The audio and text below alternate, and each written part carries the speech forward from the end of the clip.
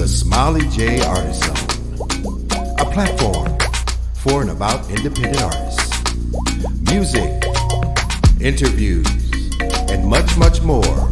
Now, welcome your host, Smiley J.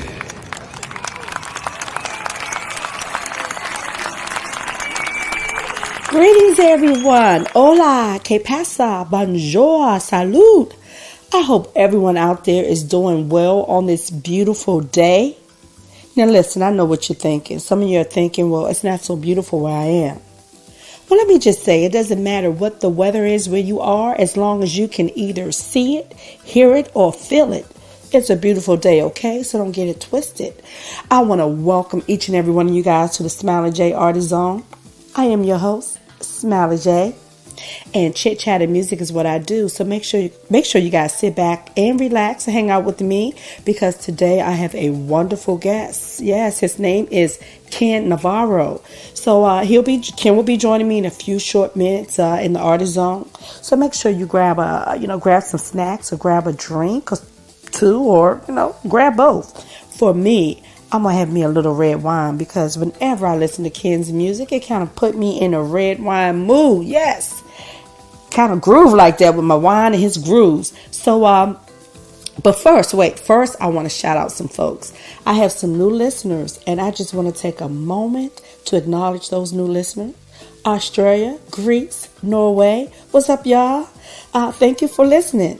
I also have some new listeners in the U.S., Tennessee, Texas, and Iowa. What's up, guys? Thank you so much for listening. And of course, I got to shout out my folks in the UK, London. What's up, y'all? Thank you so much for letting me hang out with y'all on the Drive Time show. I appreciate it. Make sure you share the show, okay? Share the show with other folks who appreciate good music. And leave me some comments. Yes. Instagram, SmileyJ_Artist Zone. Or just go ahead and like my Facebook page, the Smiley J Artist Zone. There you have it. Boom. So let's go ahead and move over to Smiley's info segment. In this part of the show, I just share a little bit of information about the music business. Some of it is new to some folks, and some of it is not so new. But anyway, I'm going to share it. Now, BMI, Friends from Songwriters of North America, has put together a list of resources and tools to help songwriters work and collaborate with other creators remotely.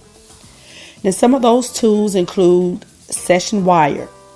Now, Session Wire allows you to record, mix, and collaborate with others from anywhere in the world. Yes, due to COVID-19, we have to play it safe, and we can't always be in the same space, but we need to get that work done. We need to create. So Session Wire allows you to create from the comfort of your home. We also have the tool Source Live, which is a high-quality encrypted audio and video streaming that's in sync from your digital audio workstation. Now, Source Live allows you to hear your clients. They get to hear what they think as they hear it. And also, you get to stream high sample rate mixes live from your timeline. So, your clients can listen in real time from any web browser or from their iPhone, okay?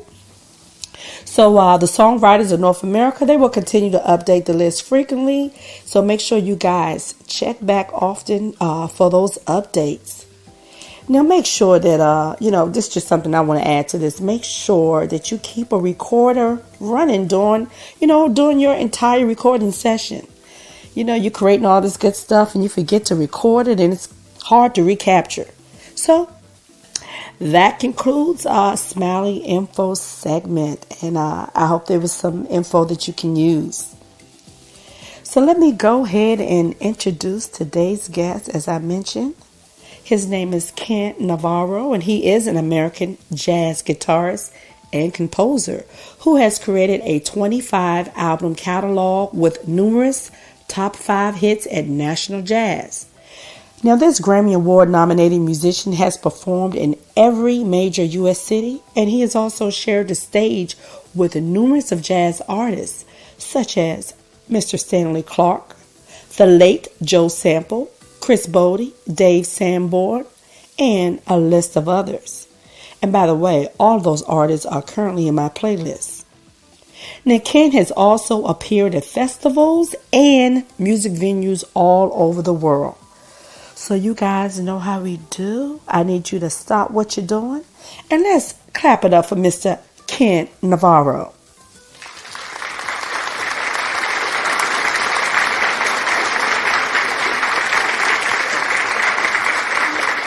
Hey Ken, how are you? I am doing really well. It's a little bit of a cloudy, overcast morning in the DC area today, but other than that, I'm off to a good start this morning. Good. Now, Ken, you are always working, which is a good thing. It is. Definitely. As my dad used to say, it's a good problem to have. Yes, indeed it is. Indeed it is.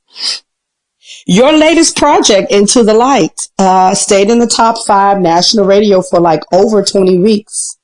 Yeah, I was very thankful for that and really happy. I've had so much support over the last 30 years from radio, but it's nice that I'm still somebody they want to play so much. So I'm very grateful to radio, national radio. Yes, and your music is very much relevant. I mean, this is you've been in the top 20 and top 5, throughout your career. So that's amazing. It has been good. I always do my best, but I'm always thankful to all those people that are part of the success of any project that I release, or any artist for that matter. Absolutely. There's always a team, behind you and supporting you. That's right. Exactly. So I will be featuring, later on in the show, I will be featuring When We Dance from your latest album, Into the Light. Now, I think I've read somewhere that song was dedicated to your wife. It was. People are always surprised when I tell them or admit, I guess, that dancing doesn't come naturally to me. I'm not sure why, because except when I'm playing, I don't know why. I think I just grew up feeling sort of intimidated by those social things we used to call dances when I was growing up. And I think when it's dancing with somebody that's your life partner, you have a different, more open attitude to it. You're not afraid of rejection, or somebody will think you look funny. And so, there's sort of a feeling of abandon to me, with my wife. And so that's when we dance, Beautiful. That's what that's about. Beautiful. Nancy, have you guys actually danced on the song yet together? No, we haven't. That's a good question. So Ken, you need to make that happen. I mean, Valentine's coming up. Throw on a song and, grab the wife and dance. I got to put it on my to-do list for sure. Our daughter got married about a month ago, and that was another opportunity for us to dance, which we don't normally. So, very small wedding, as you can imagine, with COVID and everything. Yeah, but congratulations. Nevertheless, oh, thank you. Yeah, my poor daughter, she'd been waiting for months and just like so many people, having to just keep putting events like that off. Yeah. And she just finally said, we're just going to do it, even if it's just 12 people, and we're going to dress up and we'll dance. And there you go. The whole thing, so it was good. It was good. Good. No, I noticed that you dedicated, you dedicated another song to your granddaughter, Juliet. Yeah. Which also did well on the charts. I'm like, wait a minute, he's on to something. I guess so. We joke about that one, that we were able to start a college fund for Julie with that song, because it did so well. I wrote that right around the time she was born. We call her Julie, but her full name is Juliet.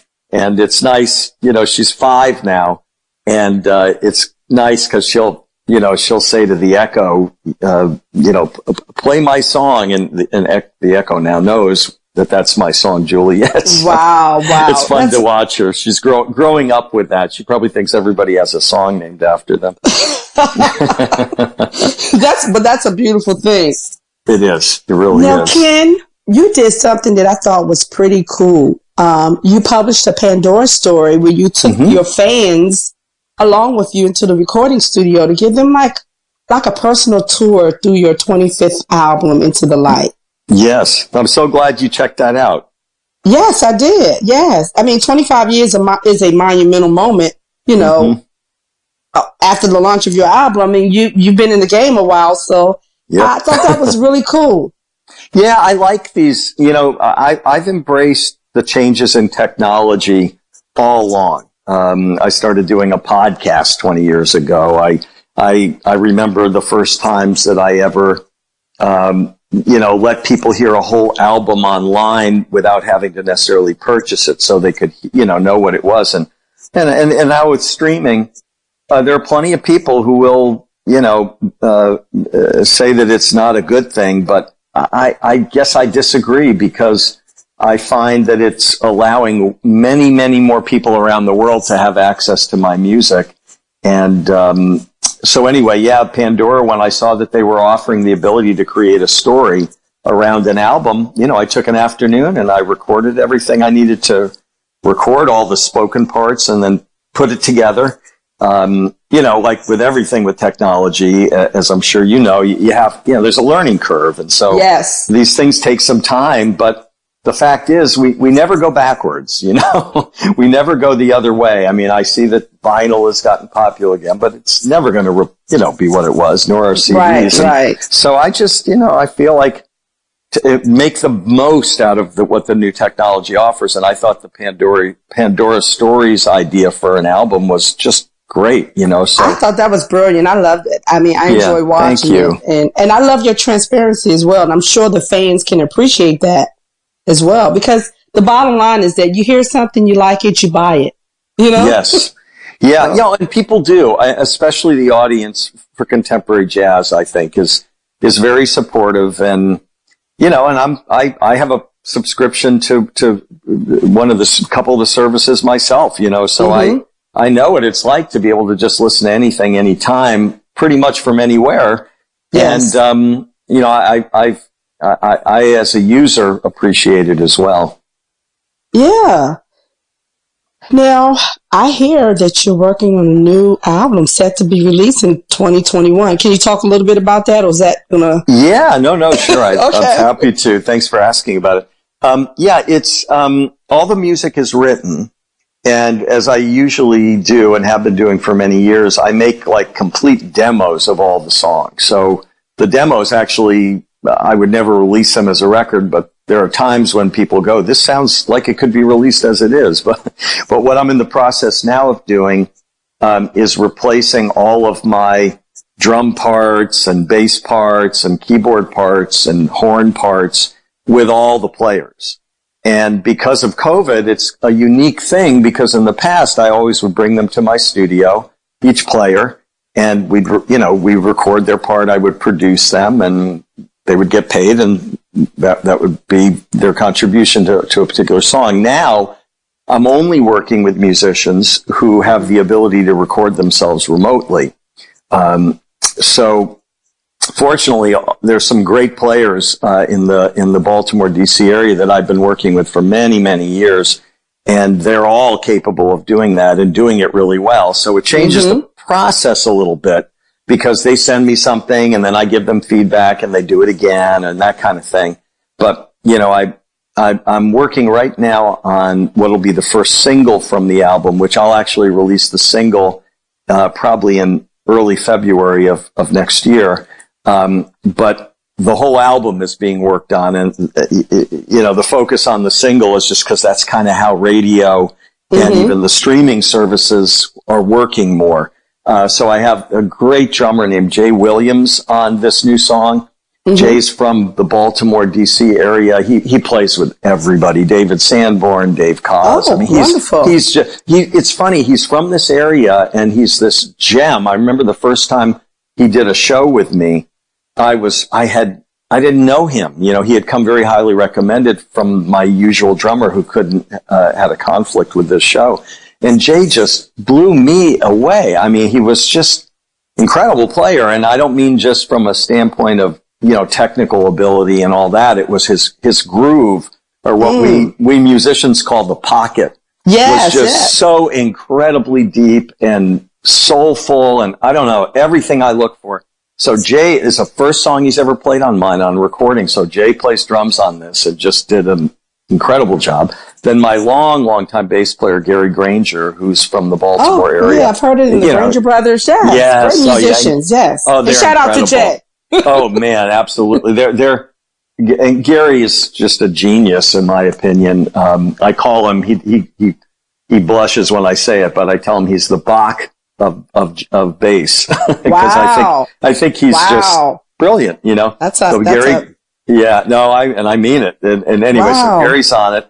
And then my longtime keyboardist, Jay Rowe, played like 6 different keyboard parts. Mm-hmm. Jay and I we've not only been working together a long time, but we're very good friends. And, it's, you know, Jay always brings, so much to it. And on this song, even though in many ways he was trying to do justice to the demo keyboard parts that I played. In other words, he was trying to make sure that he was covering everything that needed to be covered. But then he brought his own thing, which is his own very, groove-oriented, soulful kind of feeling to everything that he does. I'm always amazed. That's good. That's what you want. Exactly. So now the horn players, I wrote a horn section, R&B horn section parts, and the saxophones are all done. And today I'm waiting for the 2 trumpet parts, and that'll be all the parts.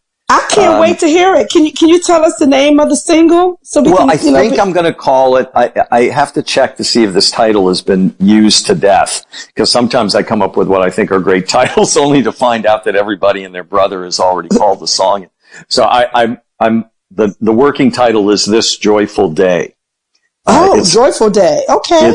It's a very uplifting piece. I think it's going to do really well. Okay. I'm very excited about it. So, and I can't always say that. I always am excited about everything I do, and I work hard on it. But sometimes you kind of know you've got something that might be special. And I've got that feeling about this, and I hope I'm right. You know, I never know. Well, really.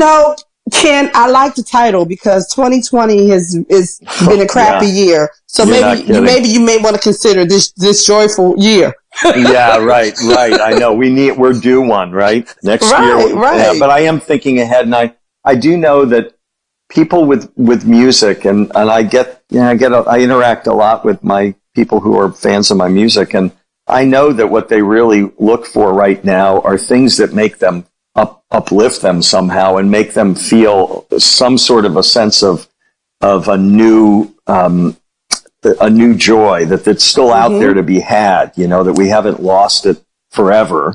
But it's just so trying, and it's been very tough on a lot of musicians I know, because, if they were primarily performers, it just stopped like that, very abruptly. Yeah, I've been really happy to be able to not only hire all these players to start working on this new music of mine, but I'm trying to pay them a little bit better than they normally would get paid, because I know it's tough. I know things are tough now, and they will get better. But even great musicians like the ones I'm working with are having to deal with their workload just going from an open faucet to drips. Yeah, it's really tough. And I mean, there's a lot of resources out there, but everybody's tapping into them, and some of those resources are tapped out. So yeah, no, I know. Now, before I go, I have to ask you, because you are seasoned. You've been in the game. Mm-hmm. If you had one piece of advice to give to an artist, one piece of business advice, what would that be? Well, especially a young artist. And I actually do mentor a couple younger artists in smooth jazz that, it's a joy for me to do that. And it's also a compliment when anybody asks me a question like that, because, I do have ideas about that. I guess if I had to narrow it down to one thing, and anybody who knows me knows that's very hard for me, I would say if own your work.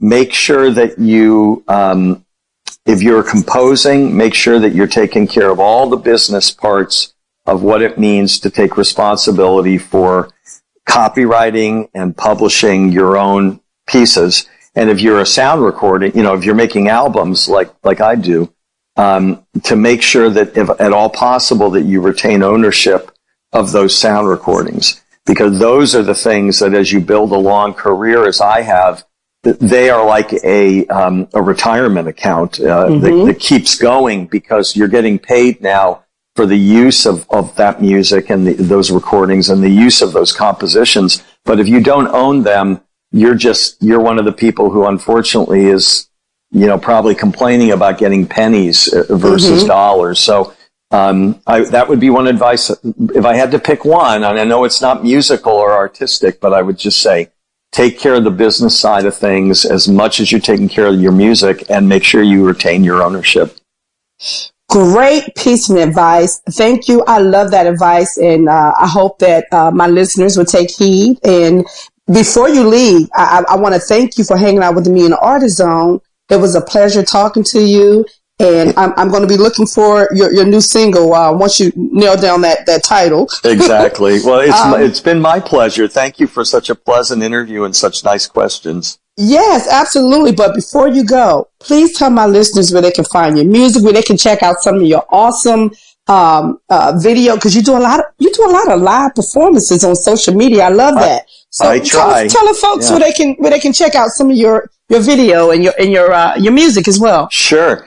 Well, a central place that they can just kind of get everything is just to go to my website, which is my name, KenNavarro.com, because there they'll find links to all of my samples for almost all of my recordings, especially the newest one, Into the Light. And they'll also find links to the latest videos. And I think I did 7 videos for the new album. So there's a lot there. And they'll also find links typically in the What's New page for things like the virtual concerts, links to the virtual concerts that have been either stored on YouTube or Facebook. And then, of course, the music itself is available in CD and download form on, all the usual places, iTunes, Amazon, and then it's on all the streaming platforms, Spotify, Pandora, Apple Music, Amazon, But my website's a good central place that will take you to all those places.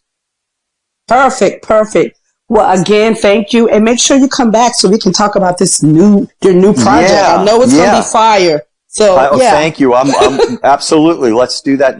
We've got a date for 2021. We'll just figure out when we get closer, I guess. You got it. You bet. Until then, Ken, be well and keep making great music. The world needs to hear it. Thank you so much. And thanks for doing this. Absolutely. Take care. Thank you. You too. Have a great day. Hi, this is the Queen of Philadelphia, Tangeray Hayward, and you are in the Smiley J Artist Zone.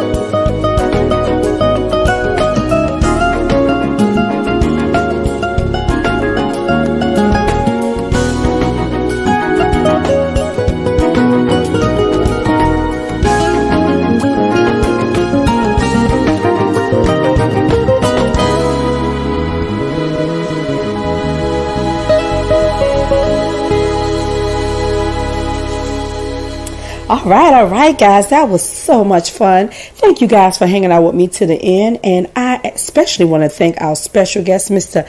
Ken Navarro. Be sure to check out his latest project, Into the Light. And today we featured the song When We Dance, okay? Now, Ken has some new music coming out in 2021. The single, I think single he said he's going to entitle This Joyous Day. Now, I take anything with the title Joy in it for 2021 because we need to get through this year and start our new year out with some good joy, right? Be sure to follow and like Ken's page and check out some of his videos, all right? And also, be sure to hang out with me next week, same time, same place. And also like and follow me, The Smiley J Show on Facebook and Smiley J _ Artisan at, oh God, I lost my train of thought. Instagram. You know, that's what happened when you have that red wine. So anyway, thank you guys. Until next time, be well, stay safe, and remember to listen to good music. Your ears will thank you for it. I'm Smiley J, and I'm out.